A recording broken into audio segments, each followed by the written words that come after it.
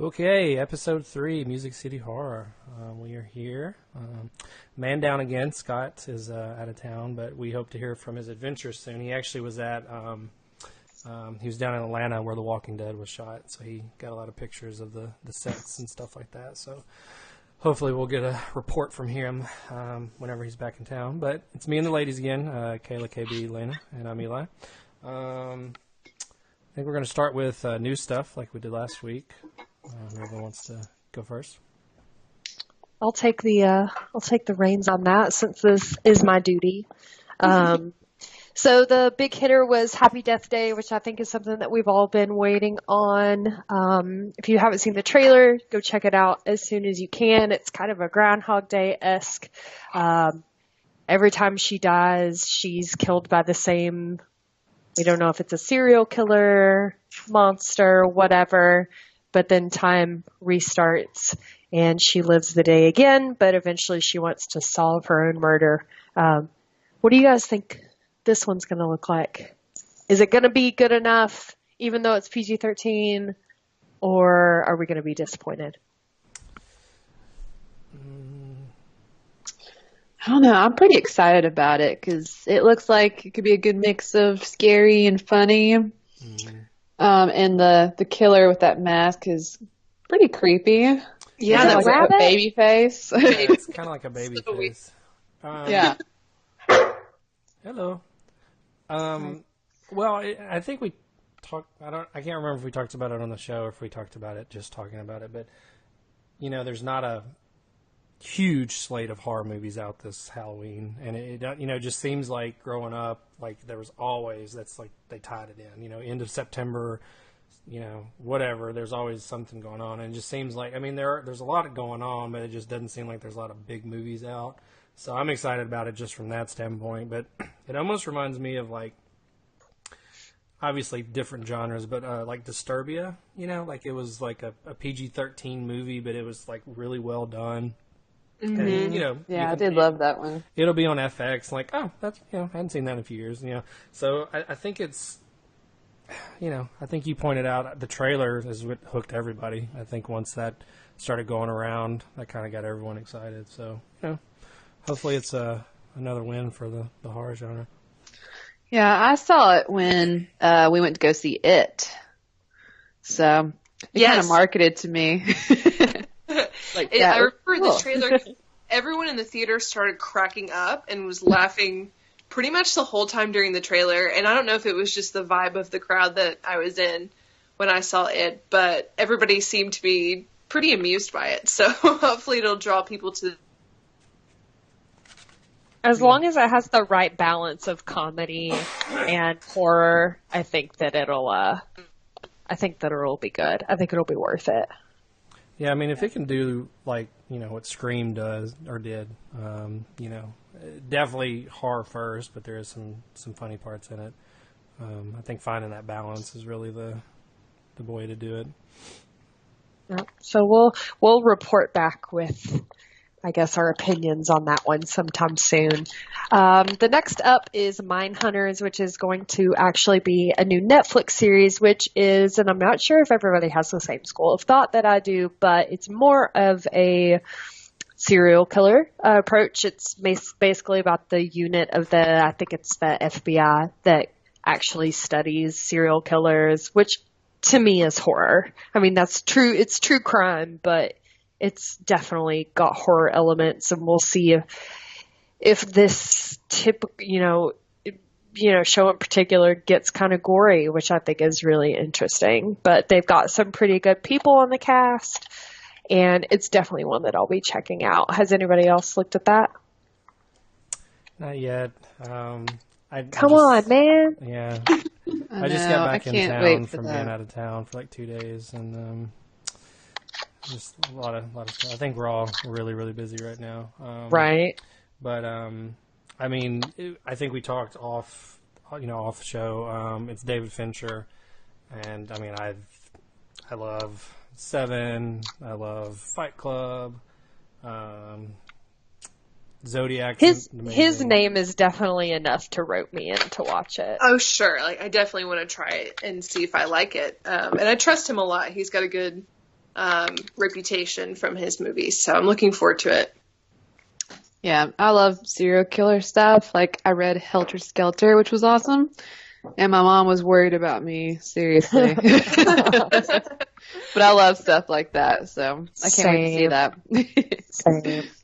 And I mean, the last time he did something at Netflix, it was House of Cards. I mean, that's not too shabby, I guess. So. Never watched that one, but my husband loves it. He always talks about how good House of Cards is, so maybe I'll give that one a shot if I like Mindhunters. I'm just not into political stuff, so.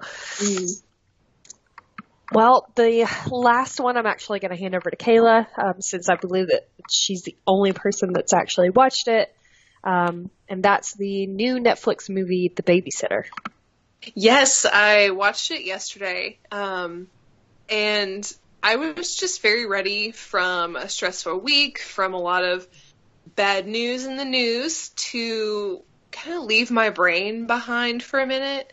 And so I watched The Babysitter, and it was exactly what I needed. It's campy, which I love, and I was absolutely in the mood for. It is one of those things that you do have to be prepared with your expectations. And it's very fun, very campy. You can't take it too seriously. The trailer tells you pretty much everything you need to know about what you're going to see. And it's a blast, so I highly recommend checking it out. It's a lot of fun. I really enjoyed my time watching it. And that debuted yesterday, correct? Yes. I love when they put things out on Friday the 13th. I feel like most of the things that we've talked about, all three so far have been released on Friday the 13th, which, Lana, you want to talk about what you got? I got the game for PlayStation 4, which I have not played yet, but my husband has. And he said it was okay. You just, you play with people online, which I think would be fun. If we could play 2-player, I think that would be fun too. But I was ready to play as Jason, or do you play as counselors? Yes, you can play as either. You can pick Jason or the counselors. It's kind of fun. And the music is awesome in it too. It's just super creepy. Like, I just imagine just turning out all the lights and just turning the music up really loud. Oh, I would pick Jason every time. Oh, yeah, me too. when you play online, you just kind of go into a lobby and they just say waiting for players, and then it just starts, and you don't really get to pick. Like, you're either a counselor or Jason, and then, like, you don't even get to pick which counselor. Like, I've been girl counselors, like, almost half the time. Like, they just assign people. So, but, I haven't played the first person story. Is that right? Why does that sound weird when I'm saying that? First person. First person. Anyways, the new release from yesterday.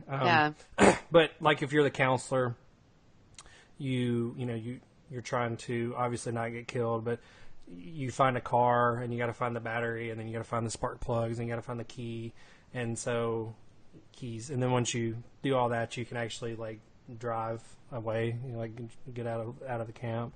And with Jason, it's pretty cool because, like, depending on which Jason you pick, like, some of them are like super like immune to attacks, some are super strong, some are like they're stealth. They basically came up with this like stealth, and it's kind of like a morphing thing, so he can show up anywhere, kind of like he does in the movies.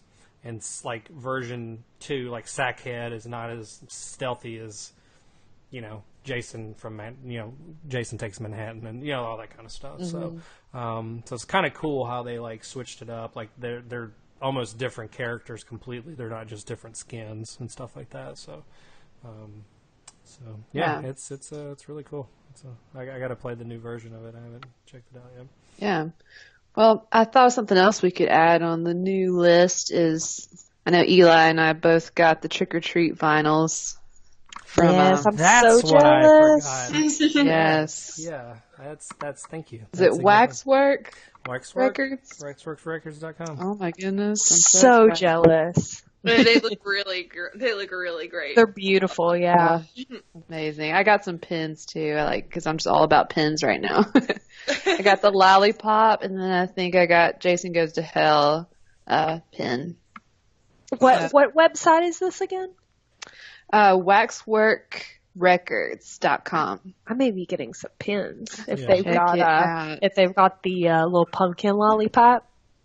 Yes, that's the one That I sounds incredible. I may have to With purchase a little that. bite taken out of it. Yeah. Awesome. I have not- always told myself that I would actually get that tattooed on my body eventually. I love it. That would be amazing. If anyone sees an It pin or just like the Losers Club little cast, let me know. Oh, yeah. They're on I got- Etsy. I have seen them on Etsy. Oh, yeah. You could probably find that shit everywhere now. Like they Just have keeps the. getting bigger and bigger. I saw the little. It's like the cast, and it's it says losers, and it's got the V drawn through Oh, it, like sick. in the movie. So I Love don't know if it. I can see this, but this was the last Waxwork album I got. Oh, Nice. For those that can't see, it's The Thing. It's the John Carpenter Oh, nice. soundtrack. Waxwork also did that. So they're known for remastering classic and sometimes unreleased stuff. A lot of genre stuff. So yeah, the Trick or Treat one, we both got that yesterday. So yeah. I was gonna interject. So The Babysitters was directed by McG, who's kind of hit or miss. He did the first Charlie's Angels movie, and he did the Terminator movie where Christian Bale had the breakdown or the meltdown to the cast, whatever it was called, Yeah. Salvation. Mm-hmm. So that adds a little something to The Babysitter. I was going to talk about. We were talking about this right before we started. The Stranger Things. They confirmed. First off, the final trailer came out yesterday. KB reminded me of that. Beautiful. It's beautiful. Really good. Yes. It's very strange that each one keeps adding more excitement to it, because a lot of times with movies, for example, the Justice League final trailer came out last week, and it was a snooze fest. I was so bored, and it just a lot of times movies get worse and worse and worse, and the Stranger Things stuff it just keeps adding more excitement to it. But they have confirmed that they're releasing the first season on DVD at Target, and it'll be in a looks like a VHS box. So it's keeping with the '80s retro thing. And they're supposed to be Capitalizing releasing- on that nostalgia. Yeah. Mm-hmm. But they're doing a bunch of toys and I think shirts, guys' shirts, girl shirts, all that kind of stuff. So that'll be coming to Target soon. And then we were talking about Trent Reznor covered the Halloween theme, came out yesterday. And then our buddies Werewolves in Siberia, they follow us on Twitter, and they're always retweeting our stuff and following along with the movie list. They released a Halloween themed EP yesterday as well, so that's on Spotify and Bandcamp and all that stuff. So I think that's the gist of the new stuff, right? We're going to hold off for next week because there's a lot of stuff. Yeah, we've got a pretty heavy week next week, so let's save it just to keep everybody from getting too excited. Leave some anticipation. Right. Yes. So for those that don't know, we recorded a show last night, and I accidentally erased it. So that's why we're sitting here on Saturday night recording, because I'm stupid. But Well, you didn't technically erase it, to be that's fair. true. Great It job, technically Eli. didn't You did great. record Or to begin did with. you, Eli? You're so good at your job. Just want to hang out with us so much more. So That's whoops. exactly it. Oh well. But KB's suggestions, we're going to put our social media and our contact stuff at the end of our shows. So now, I think we were going to mention, since yesterday was Friday the 13th, what is everyone's favorite movie of that franchise? Oh man, I love them all, but I'm gonna go with number 3 because it's the 3D movie. And I think it's so much fun. And that's Jason in his full glory. He finally... Yeah, exactly. He's got his mask. That's with Shelley, right? Shelley's in that. Gets his mask from him. I just think that one's fun. I think it's either Fright Rags or Cavity Colors, or I don't know. There's like 3 of them I bought t-shirts from, but they made a crossover or something, but it was Shelley as Jason. So it's Jason, but then it's the big afro sticking out. So it's pretty funny. That's amazing.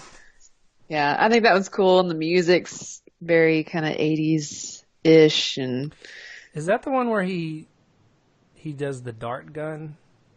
And it like goes. Oh yes. Dart gun. Yeah, because it's, it's 3D. Yeah, because. Yeah, exactly. But yeah, I like them all. And if I had to pick a least favorite one, it's the telepathic. But it's also good. Cool. I don't have one. I'm gonna sit out of this conversation mainly because I haven't seen a lot of the Jason movies. So Freddy vs. Jason is my favorite, but that's really because it's the only one I've ever seen. So I'm gonna sit this one out. I'm actually not a gigantic fan of the sequels of slashers. Not really my number one favorite thing to watch. So I've only seen very few handful of the Jason movies. Do really love awful movies though, like just pure garbage that are hilarious. So I really loved Jason Takes Manhattan because it's hilarious. So I've watched that one once or twice and just thought it was that's probably my favorite one because it's so terrible that it's hilarious. Where everyone criticizes that one because, he's in Manhattan for like 5 minutes. I mean, it's right. I know, right? And that's part of the joy of it is that it's so dumb that it's hilarious. Yeah. I usually go to 5, A New Beginning. That's the one that kind of, I could include it later on with the topic, but it's like guilty pleasures and, a lot of people like shit on it and stuff because it's technically not Jason. It's Tommy Jarvis after 4, he was Corey Feldman in that one, and then he goes to the loony bin and, totally different thing altogether. But I mean, like, it's just. I think it's just because it was the first one I saw, and like I saw it when I was like 6 or 7, so I should not have been watching it to begin with. But I mean, some of the kills in there were just awesome. Like the guy driving around with the motorcycle, and he just holds the machete out and just runs right into it and beheads him, and just actually the one that really freaked me out was Reggie's brother in the porta potty. And Jason does the steak through him and stuff. And like I don't know why that I don't know. That one just really messed me up. Is that where the girl does the robot in the room? Yes. In the room, yes. Pretty epic. And she's somebody's daughter too. Like maybe that was a very obvious statement. Like maybe the mom from Nightmare on Elm Street, the first one, maybe that was her mom or something, or that would be cool. There's some kind of trivia there. I'll have to look it up later. But yeah, her mom was in some kind of horror movie. But yeah, Manhattan. I actually like 7, Lena. It's not great, but it was just kind of cool that they had somebody that could kind of like, fight him, I guess. And that's true. Also, her doctor was Bernie from Weekend at Bernie's. So incredible. Yeah, can't be mad about that. Manhattan is really bad. It's really bad on him. Oh yeah, so bad. Well, cool. So I think that takes us to the topic this week, right? The main event. Discuss guilty pleasures. And obviously, I mean, we're talking about like horror movies and stuff in the genre and all that. Mainly, you know, maybe it's something that is just panned by critics, or you don't have any friends that like it, or whatever. But you're just like, I don't care. I like it, you know. So that's kind of what we're going to discuss this week. Just some of the stuff that, you know, for better or worse, we like it. So, so who wants to go first on this one? Not me. I don't like to go first. Well, I'll go first since I'm the lone dude. So I don't have my hat on, actually. I was looking for it. I love Halloween 3. I have some kind of weird audio thing going on right now, but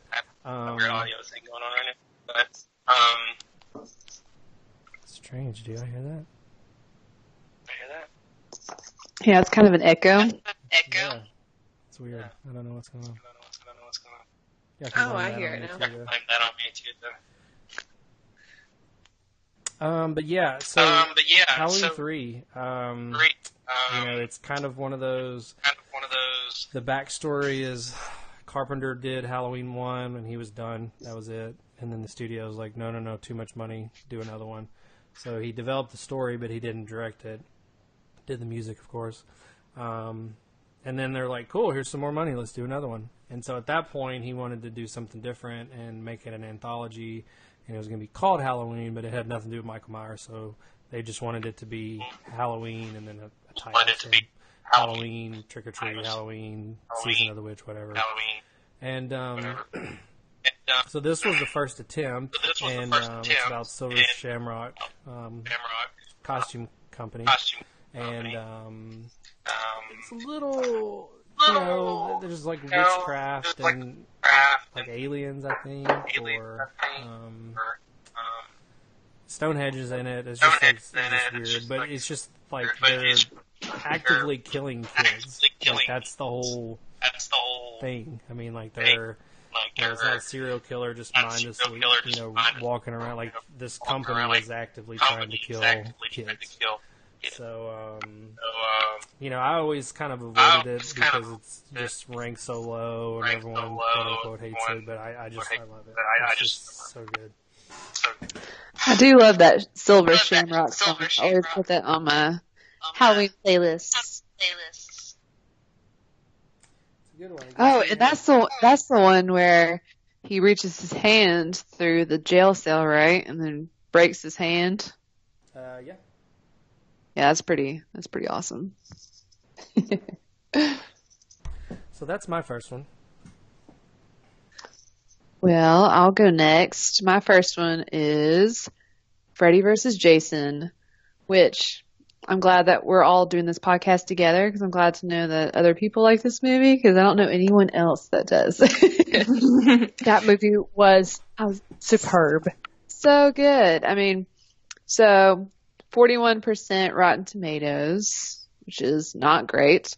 But it was released in 2003, which I did go see it in the theaters, and it was pretty epic because the beginning, you know, is Freddy talking about how it kind of gives a background on his history, but then he talks about how he's been forgotten, and when he's forgotten, then he can't get into the kids' dreams anymore.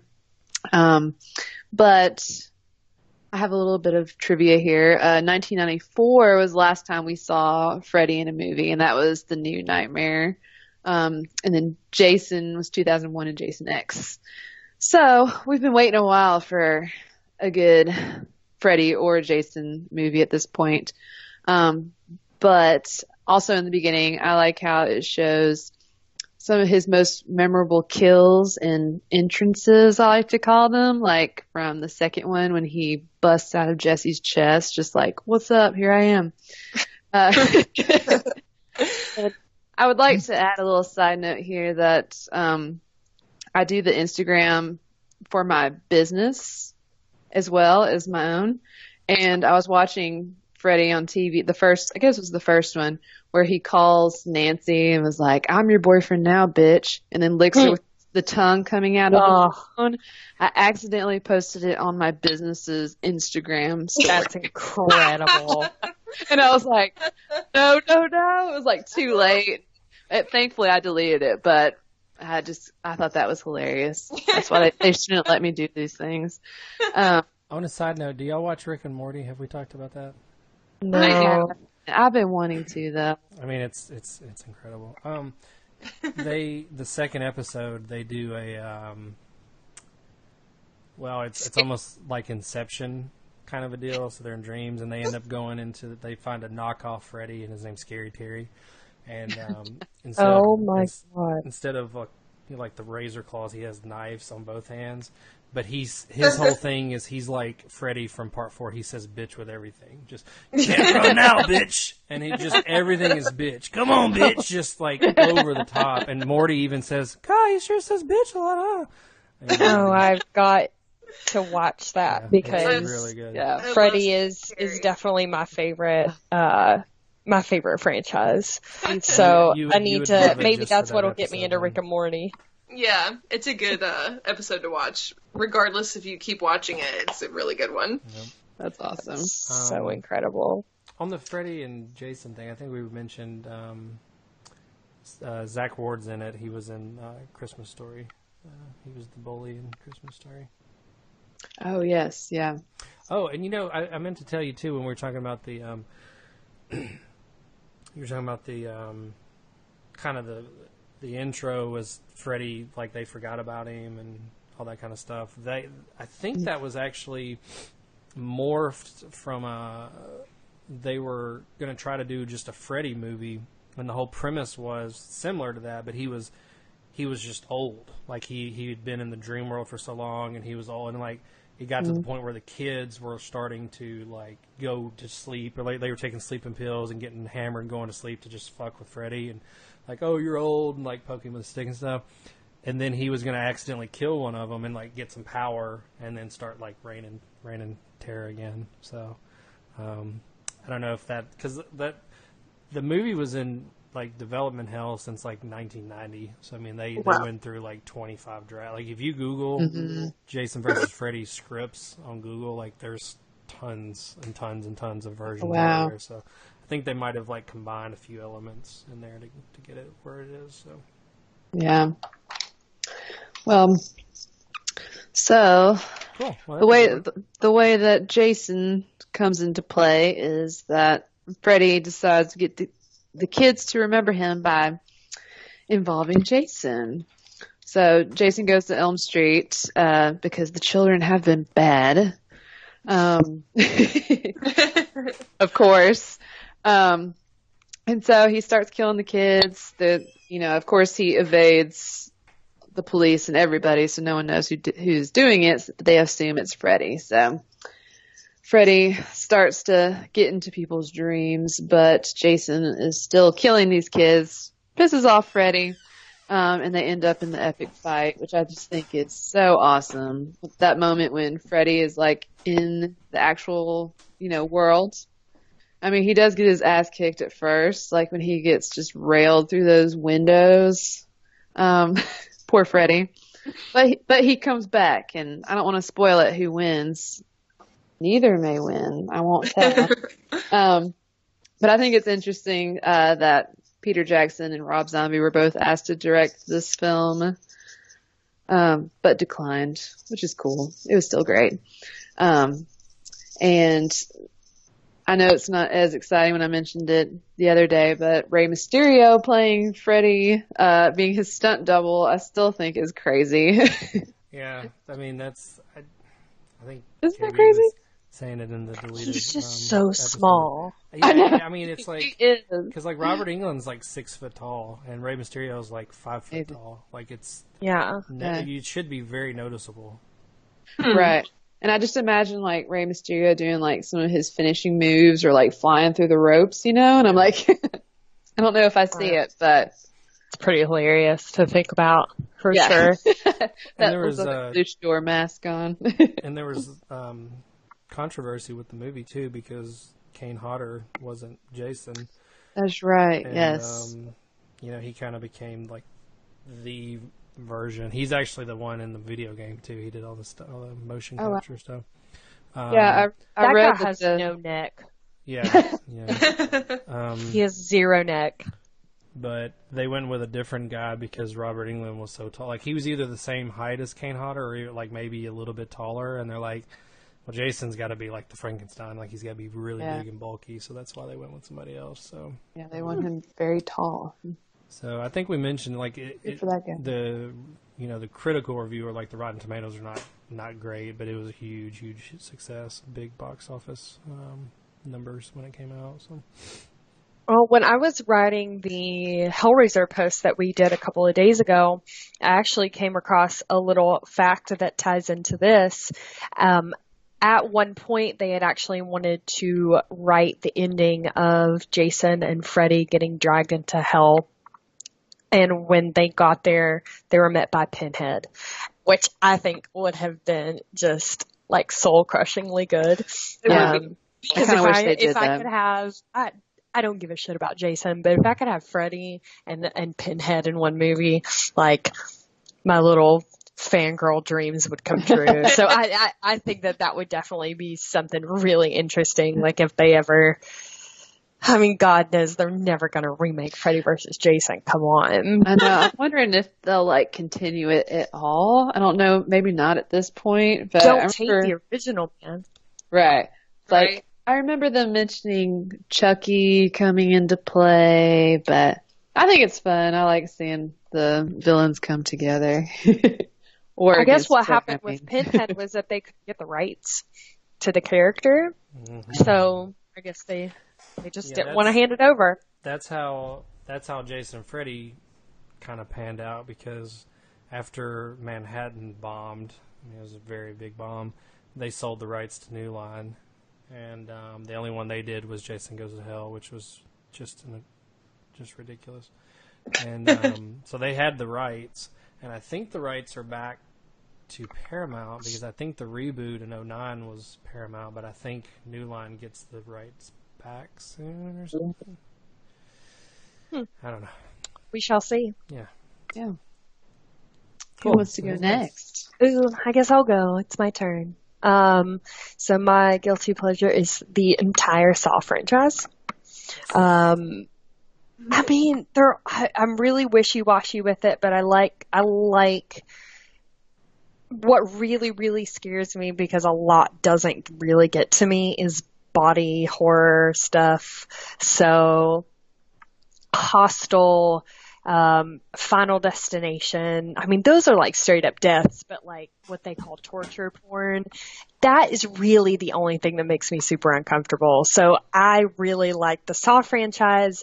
It's all, really gimmicky with creative deaths and, how many ways can people die? But the premise is pretty cool. It's a serial killer movie. You don't really think about it that way, but it's definitely a serial killer movie, even though John is not really doing anything to anybody. He just sets up these traps for these people, and they have to go through these life-altering, horrific things to try and get out of them, whether they survive or they don't. So it's one of those, you don't know why they're in there, you don't know why they've been chosen, and it's the same formula pretty much for the first few movies. To be completely honest, I haven't seen the last couple, but we have a new one coming out. I'll go ahead and mention it again, I think next week, but this one actually looks legit. So I'm pretty excited to see what I think 7 years has brought, what kind of thought processes that they're going to go through in 2017, just because it's been so long since the franchise started. It started, I think, in 2004, but they've done 8 movies, a comic, and 2 video games, which I had no idea that they did. So I'm super, super excited about Jigsaw. I don't know if anybody else likes the whole, twisting people's limbs until they just completely break, and it's gruesome, but it really, really makes me squirm. So I like stuff like that because it's sometimes the only time that I really feel that like, oh shit, I can't watch this movie. Like times. It's very few and far between that I get grossed out. So that's my guilty pleasure. I'm not guilty about it because I have no shame, but I love at least the first like 4 Saw movies. Maybe the first. Which was the one with the syringes? Was that the second one? That's the second one when they're in the house. That was messed up. Yeah, that one was but they play to somebody's phobia in almost every death. So sure. Everyone has one of those fears. Like somebody doesn't like needles, somebody, doesn't like, something else or whatever. But it just plays to so many different types of fears. Yeah. Suffocation, blah, blah, blah, blah, blah. So right. That's right. Right. I still think the first movie was pretty epic, like. Yeah. I saw that at the I theaters. loved the story. Me too. The acting isn't fantastic and isn't this like thought-provoking film, but it's fun. It makes your insides twist into a knot when you're watching it for the first time because you don't know how they're going to get out of it. Mm. Right. And it's like, what would I do? I don't know. I'll probably watch Jigsaw just to kind of see how they got back into it. I don't remember when I stopped watching them. I think it was. Well, I think I gave up after Mark Wahlberg wasn't in there. Not Mark Wahlberg, Donnie Wahlberg. Sorry, the brother. Yeah, he was the He's last. the new Scott kid, damn it. Lee Show some Solomon. respect, okay? Jeez. Yeah. Right, I know. I'm a terrible person. That was really, I think, when I dropped off. But the fact that they've done a comic and 2 video games, I want to somehow access these to see how terrible they are. Maybe they're good. Maybe. I've never heard of a Saw video game. I'm sure it's on a console that we can't play on anymore. So I might have to hop on Amazon for that one. It's a pretty good one. Good choice. Yes. And I'll go last for this round. If you were a teenage girl in the 90s or early 2000s like I was, we probably have the same guilty pleasure, which is The Craft, which I am obsessed with and I still watch all the time. And, if you were that age and if you were a girl, you watched the movie, you played light as a feather, stiff as a board with your friends at sleepovers. You probably lit some candles. I remember going to a shop in Knoxville called the Green Earth Emporium, and they had wind chimes and crystals and stuff like that and flowy Stevie Nicks clothes, and I thought, oh my gosh, I'm like in the store in The Craft. It's so This cool. is paradise. Yeah, this is amazing. I'm going to get all these weird statues that I don't know what they mean or what any of these books mean, but it's really cool. I really enjoy just watching the movie. I love the story of the friendship with the 4 young women. I think the actresses are amazing. The only thing I really don't like about the movie is the fact they make me try to believe that Skeet Ulrich is the cute guy at school, which I don't really ever understand. Like, yeah. What? Okay, no. That's hilarious. That's the only part where I'm like, I don't really buy this. But the rest of it is just so good. The actresses just really blow me away. And I think for teenage girls at that age, they all the witches, they looked cool. Their outfits were awesome. I still want to dress like that. I need a crucifix or I need like a rosary to wear around now. It just looks so cool. And I just really enjoy watching it. And I think for a teenage girl, you feel so powerless a lot of times. And I think the idea of being a witch for that age of a girl or woman is a really powerful idea. And so it just sounds really cool and really powerful. So I think that's part of the reason why we were probably attracted to that movie at that age. It just gives us a lot to think about and fashion envy, basically. I mean, at 30 years old, I perpetually dress like I'm in the craft. If I don't look like I'm in the craft, I'm wearing a wrestling shirt. So I'm very black or white. So either a witch or a wrestling mark. So whatever. I think that's the look now, so I think that you're fine too. For sure. I remember watching The Craft like in middle school with my friends. It was like Halloween night or close to Halloween night.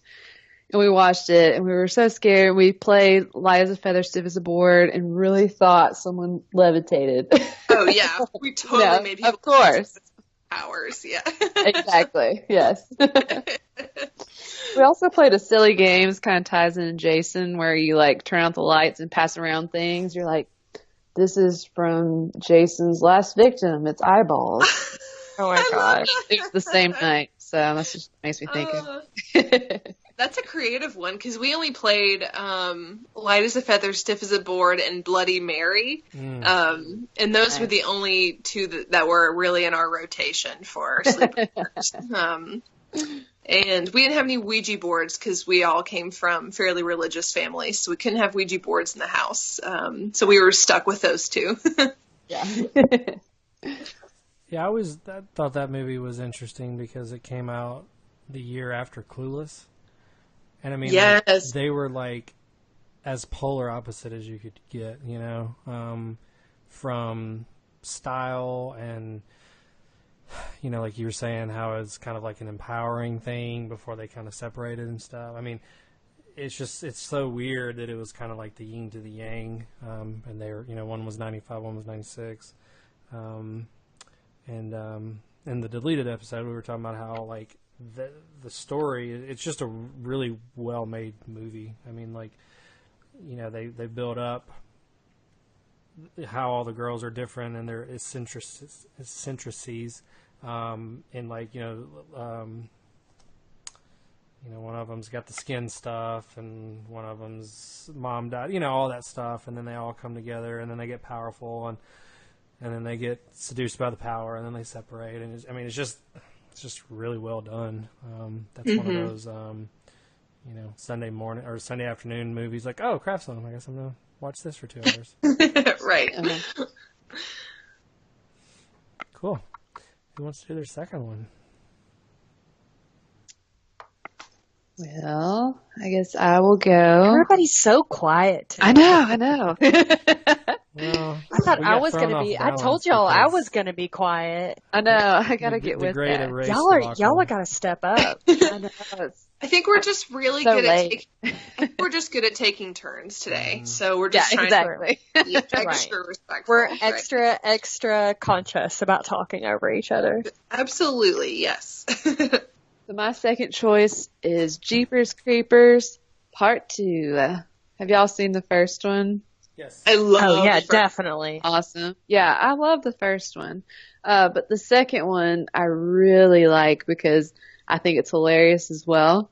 But it got 23% Rotten Tomatoes. Not the best. Kind of awful. Right, yeah, exactly.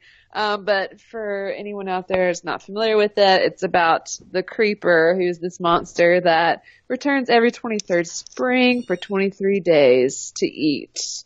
So, yeah, that's kind of scary. But he targets a high school basketball team and cheerleaders, so that just tells you right there this is going to be a ridiculous movie. But it's one of those you can turn on and watch or play on your phone and then come back to it and you still know what's going on. But it opens up with the bus, and then of course the Creeper has these little like throwing star things he's made. And that's what stops the bus and pops the tires and all that, but there's like little belly buttons that he's sewn on there, which I think is so funny. Yeah, so gross, but so funny. It's like so weird and gross. Exactly. It's like, oh, I know I'm going to love this movie. But I'm just going to point out my favorite part of the movie is when they're all in the bus freaked out. It's dark outside. And the Creeper is like kind of shaking the bus on top, but then he kind of crawls down the back and is hanging upside down. they've got flashlights, they're shining it on him. And you get to see his face really, because in the first one you didn't really get to see him that well. I mean, you did, but you really get to see his eyes and his fangs and his like slimy skin and all that. But they call this bat. Yeah, exactly. Or something, like isn't he? Like he's like a bat. Yeah. Lizard thing. Yes, that's perfect. They call this scene him flirting with the kids. So they're all like standing in a line and they're pointing at themselves like, me? Do you see me? And he kind of like, pushes them off to the side or whatever. But finally, when it gets to the one kid where he smells like the best at him, his eyes roll in the back of his head and he licks the window and then starts shaking the butt like crazy, like so funny. And so creepy. They were going to cut that scene. I don't know why, but it turned out to be the favorite of the screening audiences, which it was mine. So I'm like, okay, I'm glad they kept that in there. But basically, the whole movie is just him terrorizing these kids. And there is a part in the beginning where he does kidnap a child, and the father and his brother are kind of trying to seek revenge. So you can kind of see how that plays out toward the end if you watch the movie. But yeah, it's one of those that will come on like Sci-Fi or maybe AMC Fear Fest just because it's so bad. But yeah, that's my second choice. Have y'all seen that one? No, I like the first one. It's been a while. I don't think I ever did. I recommend checking out. It's like, especially like Kayla was saying earlier, like just if you seen a mind-numbing movie just to turn on. It's fun. But yeah, and also, I mean, I remember liking the first one pretty well. Yeah, it wasn't terrible. Yeah, like the Justin Long effect really makes a big difference for me. Right. If he's in it, I'm like, oh yeah, I can't wait. That would be good. Yeah. I like in the first one, when they're driving down the road and you can just see him like totally just gunning it behind them. And then then it's exciting from there. Seeing him throw those bodies down like some mine shaft little area. I mean, it always just confused me because like part of me just thinks he's just a hard worker, like he's got his, work truck and he's got on his duster jacket and he's just trying to do his business, and then these two mangy kids come and ruin the plans, and he's just got to calm down. I would have never had gone back to see what was down that hole, Mm-hmm. No, just keep on driving. Mind your own business. Yeah, I'll have to pick that one up. I think I haven't. I may have seen it, but it's not ringing a bell. Because I think I saw the first one at the theater. And you call yourself a horror movie fan? I suck. When you're really bored, watch that one. You've been right. Yeah, mine is definitely one of those as well, and I feel like that those are just easy movies to watch, but somehow they're still interesting. So mine is actually a tie between Final Destination and the Paranormal Activity series. Nice. So I like a good ghost story. I like the found footage stuff. I don't know. Have you guys ever seen the VHS series? It's usually on Netflix. It's like found footage. Yes. I love the first one. It scared me to death. The second one was my favorite. So I think that stuff's a really like a cool approach to horror that's kind of, showed up in the past, 10, 15, maybe 10, 15 years. So I really, really like those two. Final Destination is honestly just like Saw. It's all for the creative deaths. How everyone gets mystically taken out one by one by death itself. But I mean, it's just, I think one of my favorite ones that sticks out in my head is the guys working out in the gym and two plates just come in and crush his head. There was another one where there's a big truck behind a little convertible in a drive-through, and the motor comes out and like mows this, like the fan just like goes into this kid's head. It's really, really cool, really mindless, but really, really disgusting. And like I said earlier, Saw. Final Destination doesn't really make me squirm because it's not torture porn. It's not like, cutting Achilles tendons. It's not, like gross. I can't do that. Paper cuts in between your fingers or some shit like that. It's just straight up. I mean, it's usually pretty quick deaths. So, but it's just all the different types. All the different ways people can die, and that's really just terribly morbid of me to say. Another one, and I've just now thought of this. I'm not going to talk about it, but this is another guilty pleasure that I want to throw in. The Human Centipede trilogy. Oh no! I thought about talking about that one too. Oh my god! I'm glad I'm not alone. Yeah, I'm glad I'm not alone. I mean, the first one. I haven't seen the other ones. Oh god, Lana, you've got to watch them. They are so gross. Disgusting. It is definitely, but it gets campy. That's true. So, like, the second and third movies are super campy. That first one was, like, kind of artistically shot. I loved the first one. I thought the first one, I liked that they didn't really show much. Everything was left up to your imagination. So I thought that movie was actually worth watching. Sure. Everything after that first movie is trash. And it is just so disgusting. So if you think you can stomach it, watch that. Watch the last two. They are ridiculous. I couldn't bring myself to watch. I didn't watch any of them. Oh, you weenie.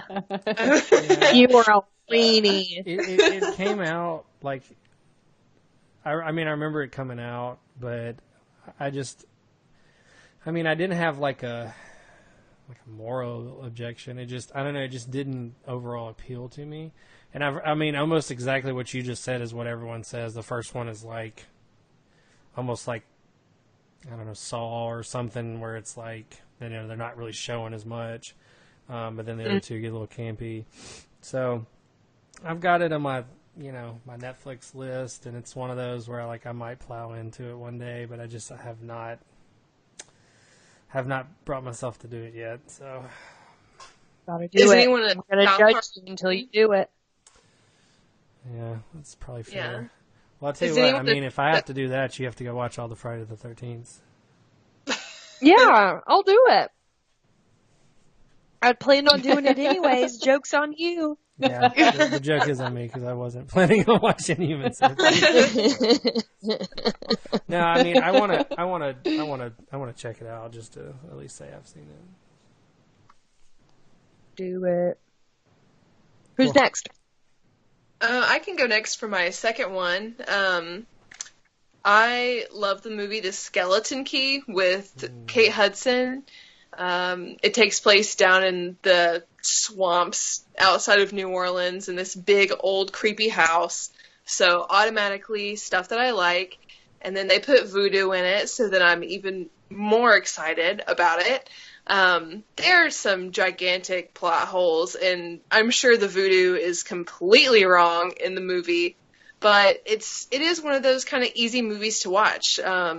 You just put it on. It has a little bit of creepy vibe to it. The acting is pretty good for the quality of movie that it is. It's kind of like, what's this great ensemble cast doing in this movie that's not really that great? But when it comes on, I'm always happy to just be like, oh, I really like this movie. I'm just going to sit down and watch it. So I recognize that it has all kinds of weird issues with it, with the story and the plot and really everything about it. But I just really enjoy it a lot. It has a lot of creepy scenes, creepy old people, just that kind of stuff. If you're into that sort of ghost story, haunted house kind of story, it's a lot of fun. Yeah, I always remembered that one being really well made and kind of flew under the radar. Yeah, I think that was part of it too, is people get a little caught up in the fact that it has so many plot holes and there are parts that don't make a lot of sense, but overall it's really enjoyable, and it's just nice it's very formulaic, so you know exactly what's going to happen. You've got a really good idea of what the big twist is at the end, but oh well, it's just a lot of fun anyway, so I don't care. I don't feel bad about it or guilty. I will always get creeped out when they play the old record where the old guy like sings and chants in it. That part still freaks me out when I hear like I need to check this out. It's been a while since I watched it. Mm-hmm. And Kate Hudson's really good in it. She should do more horror films because she's a lot of fun. That is true. So for my last one, I think I mentioned 2 on the deleted episode, and I don't remember the other one. I remember one. The episode that never was. Yeah. The lost episode. It would be funny if it pops up on my laptop somewhere somehow, like 5 years from now, like, oh, here's that thing from Friday the 13th. There it is. Yeah. But I thought of another one, and it's, I probably won't talk about it as much, but Killer Clowns from Outer Space, like, I remember watching that as a kid, and, it's kind of goofy, but then, there is some, like, I don't know if it's gory, but there are some horror elements to it, so that one was always, kind of campy, and I dig it. But the one I was mentioning was The Frighteners, 95 with Michael J. Fox, and Peter Jackson directed that, and pretty good. It's kind of like, I don't know, Ghostbusters mixed with a serial killer-ish. Except he's not really hunting Ghostbusters. Or he's not hunting ghosts. He can talk to ghosts. And he's using the ghosts to run scams. But then he comes in contact with a ghost of a serial killer and all that stuff. So I just remember for the time, like, the special effects were really good. And, it's kind of I think we were talking about these gateway movies where it was PG-13, but it definitely had some horror elements and, scary elements and stuff like that. So, but yeah, I think that's my other guilty pleasure, and it's more of a guilty pleasure because it's it's pre Lord of the Rings Peter Jackson, and it's post Dead Alive Peter Jackson. So it's like You're right Dead Alive. Yeah, pre or post Dead Alive. So it's kind of in that gray area where he had like 3 or 4 movies in the '90s, and no one really acknowledges them. So, but well, yeah. Well, I think that was a pretty good rundown. Those are some good ones. And, some of those are hits, obviously like Final Destination, big hits. Saw, I mean, hits. they were just, they were, mindless. And that's cookie cutter horror for some people. Well, and some people look down on movies if they are hits, you know what I mean? Like, it's kind of a selling out thing or whatever. So, the definition of guilty pleasure can be very vast, I love Michael Jackson Thriller, and that's one of the biggest albums of all time. So I don't care. I don't know if you see this, but these are some mainstream. These are Michael Jackson buttons I'm holding as we're speaking. Right. That's awesome. So everyone's definition of guilty pleasure is different, I think. So I think it's for sure. Pretty good list. For sure. What are we moving on to next, guys? I think we're doing social media and the phone number. Yeah, podcast shout-outs first. Ooh, yes. I think that's you this week, right? Yeah, so that is going to go out to the Blue Bard Cage. A couple of guys from my hometown are doing a really, really great wrestling podcast. If you're into any kind of indie wrestling, WWE, TV, mainstream wrestling, give these guys a listen. They are hilarious. They have a great chemistry. And they are some of my longtime friends. So, hey, Justin. Hey, Eddie. Hey, Chris. Hey, everybody. definitely go give those guys a shout and a good review and a listen. And that's Bluebird Cage. For those that don't know, that's what the cage used to look like in the WWE. Oh, Wrestling. Oh, guys, did we talk about what's going on in Nashville? You want to do a quick? Ooh, we did not. A quick over I don't think we wrap I don't up? think anyone pulled the script up. I did, Okay, and I well, I'll should be have honest, spoken I up. did But not. you know what? This is a good note to leave it on. Yeah. I'll go ahead and rattle off mine. I actually went to the Glow at Fontanelle, which is a really cool, nice, family-friendly, chill little path. You walk through, you look at pumpkin sculptures. They've got all kinds of stuff. My favorite in particular was the skeleton band, and all of their instruments were made out of pumpkins. But they do live pumpkin carvings. They have food trucks. It's really, really cool. $16, so it's inexpensive, a nice, cheap, really kind of, just chill out, not necessarily scary. But the scary part comes from the massive list of haunted houses that I pulled up, but I'm not going to name them all. I'm going to do the first 5 that are listed. I did pull this list from NashvilleLife.com, and you can find their post on the website about the haunted houses. But I pulled up Deadland Haunted Woods, Miller Thrillers Zombie Hayride in Haunted Woods. There's a haunted canoe trip. Let's not even mention the Bell Witch Cave. If you really want to go for true horror, definitely go to the Bell Witch Cave. That's in Adams, Tennessee, which I don't know how far away that is. And then you've got Nashville Nightmare, Slaughterhouse, which I will let Eli kind of talk about because that's going to tie into something he's mentioning. But there's a ton of activities in Nashville. I've never seen so many haunted houses in surrounding areas. There's even zombie paintball. So if that doesn't give you enough to do, then the rest of my podcast mates will tell you more. I'll go because you kind of segued into me. Yeah.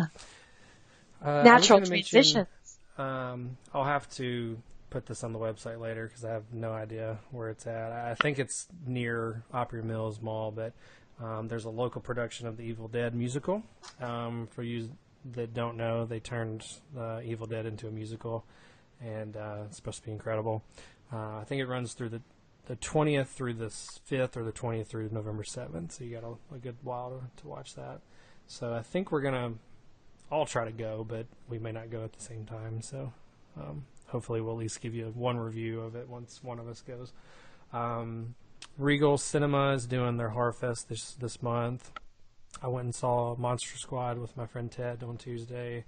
It's $5. It's awesome. This coming week is Nightmare on Elm Street. Same thing, $5. For Nashville people, that's Opry Mills, the IMAX there. But you can go to regalcinemas.com and find your state and zip code and everything, and it'll tell you what theaters are participating. And then the tie-in to KB's, the Lone Wolf. Wait, is that right? Lone Wolf? I think so, yeah. Or is it Full Moon? Oh, Full Moon. Is the theater, right? It's Full Moon Tattoo and Horror Convention. Damn, Eli, you should have done your research. Yeah, it is. It is. Okay. This is why we can't have nice things. I think that was a Freudian slip because I'm the only dude here, so I'm like Lone Wolf. Full That's Moon. definitely it. No, the Full Moon Horror and Tattoo Convention is a yearly thing. I don't know how long this thing's been going on. 20 years, 30 years. I mean, it's been going on forever. At least 10, Yeah. because I went to it probably 4 or 5 years ago. Yeah, and they do a pretty good job. In the deleted episode we talked about, I think they're doing the 10-year reunion of the Rob Zombie Halloween. So the guy that played Michael Myers, and I think there's 5 or 6 people from the cast that are going to be there, and Kane Hodder's going to be there. But they're tied to Slaughterhouse. It's a husband and wife couple, and he runs the tattoo shop and the movie theater, and she runs the haunted house, Slaughterhouse. So just this huge facility in Hermitage, and they have everything all under one roof. And then they're doing the horror festival the last weekend of October. Very Which nice. I believe we're all going to at some point. So Hopefully. if you see us, come say hi, Yeah, even say though hey. this is a podcast and it's just our voices. So, you know. I will say this. This was funny. I don't know if they're associated with podcasts or what, but two different people on Twitter were like, either me or MCH, like, hey, were y'all at Monster Squad at Opry Mills? And I said, well, I went. No one else could make it. So I guess maybe our profile pictures, it's kind of so. Well, how about that? But I was like, oh, well, that sucks. We should have said hello. But People are paying attention. That's great. we at least have a fan, so that's good. Yay! Yay, fans. Nice. We'll take it. But yeah, if we can manage to go to that, it would be amazing if we could all go together and say hello to everyone. But if not, we'll say hello individually. I'll go next with mine. The Belcourt Theater in Nashville is the independent theater in town. It's also been renovated fairly recently, I think, so it looks amazing, and they have so many great selections of movies to see and specials, midnight movies, all kinds of things. But they do this great fest every year. This year it's October 21st through the 22nd, and it's called 12 Hours of Terror. And it starts at 10 p.m., and they basically show horror movies for 12 hours.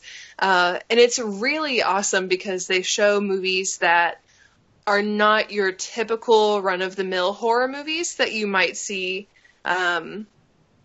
just at a regular showing when it has a release date in the theaters. They have a really good mix of movies. So when I went a couple of years ago, they showed Shaun of the Dead first, and then they showed The Babadook right after that, and then they had all kinds of crazy, interesting movies that followed that up. And it's a lot of fun. You don't have to stay for the 12 hours, so if you do care about sleeping, then you can go home too. That's also fine. But it's a lot of fun, and it builds a lot of interest in the community. The people there are really cool. Everybody's really excited to be there. And I just really love going. So I want other people to enjoy that too. So go for sure this year. And the headliner film this year is Dario Argento's Inferno. He's the guy who directed Suspiria as well. So if you're a fan of that, then you might also be interested in Inferno. And it also has special effects by Mario Bava, who I love too. So that's a really good movie that they're going to show there. So look forward to that. Yes, and I'm going to talk about what's going on at the local breweries around town because those are my people. Yazoo Brewing Companies does Monster Sundays, which is a lot of fun because they just have a big screen in the tap room, and it's free popcorn, and you get a special cup for your beer. But the next one will be a week from Sunday, and they'll be showing The House on Haunted Hill with Vincent Price, which is amazing if you haven't seen it. And then the next Sunday, they'll be showing Get Out, which is also fun. And then on the 19th of the month, Smith & Lentz will be showing Shaun of the Dead and Army of Darkness, which are both fun movies. More on the comedic side, but still fun. Fat Bottom is going to do a dog-friendly event on the 22nd. So if you have a little fur baby, you can take them out to that on the 22nd.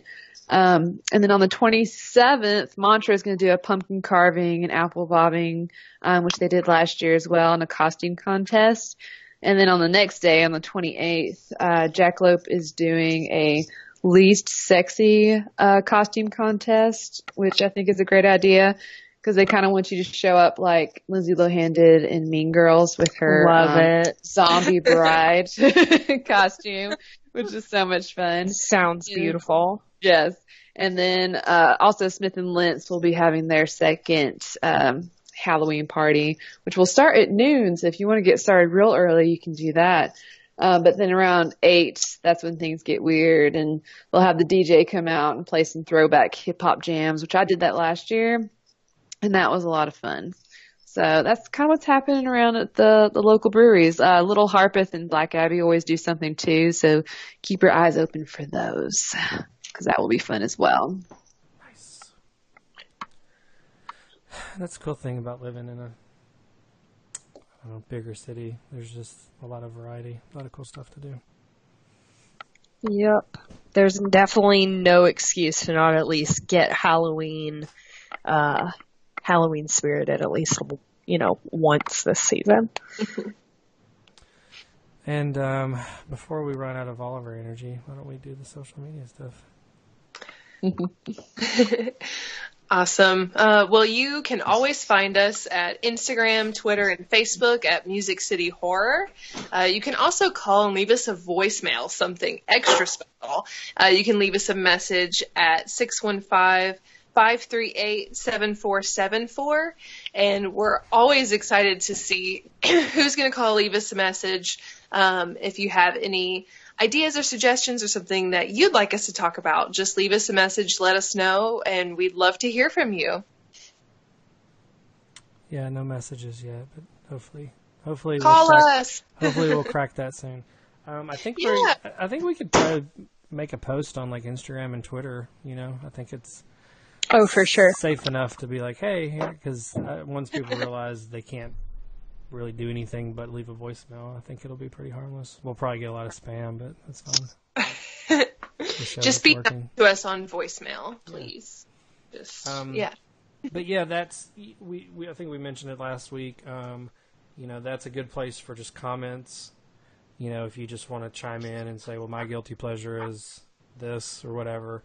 It's also a good place for ideas for shows. If you have any suggestions on like what we should cover, movies we should go over, anything like that. Just strike up a conversation. One of us bites, but I won't say who. You'll have to figure it out. It's Eli. Oh, I was going to do a podcast too. Just a quick one, just because she's been awesome. But Bloody Popcorn is Joanna. She's on Twitter, Bloody Popcorn. When I was getting the ball rolling with this, and before I got all the girls on board, and Scott for his one episode, I'm just kidding. I picked her brain a lot with just what do you do with this? What do you do this? What do you suggest with this? And we were in the deleted episode mentioned, in some industries people are just super competitive, and they're assholes for no reason. They just don't want to help. It's just all about them, and they forget about they had help to begin with too. They didn't just start from scratch. And so to just message her blindly and just pick her brain, a couple of times was pretty awesome. So she's on I think we're friends on Instagram and Twitter. Bloody Popcorn should be her handle on both, and that's her website as well. So just a little shout out to her for being awesome. And I guess, do you guys have anything else? Yeah, actually, real quick, I just hopped on my phone really quick, and I don't think that this was posted very far in the past. I want to say maybe like 30, 45 minutes ago, but a company called Womp Stomp Films, you guys may know about this, actually released the fan film? Yes, the fan film, Never Hike Alone. So I think that we should probably mention that, because I think that we should also maybe talk about that next week. So yeah. It looks really interesting. It was completely fan funded, and they released that. And it's been how long since the last Friday the 13th movie? Does anybody know? 2009.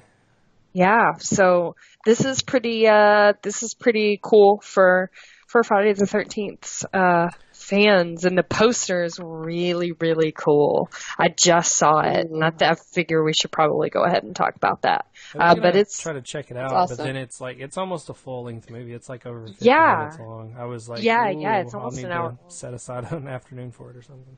Right. Yeah, so that's something that I think we should all check out too. Cool. Well, we'll have a review for that next week. Yeah. Other than that, I think we ran over today. A little bit, yeah. We're at the 1:15 mark, so this is the longest show so far, which we're only on 3, so we'll see. We love each other. And then the other thing, hopefully we will have some finalized exciting news next week. Waiting on a few things some loose ends to be wrapped up, but hopefully that is going to be finished and we'll have some cool and exciting news for the show next week, so stay tuned for that. Other than that, just say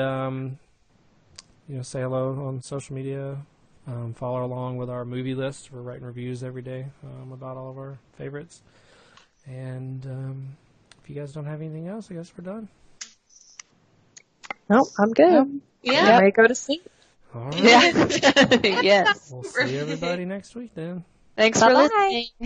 Bye. Bye.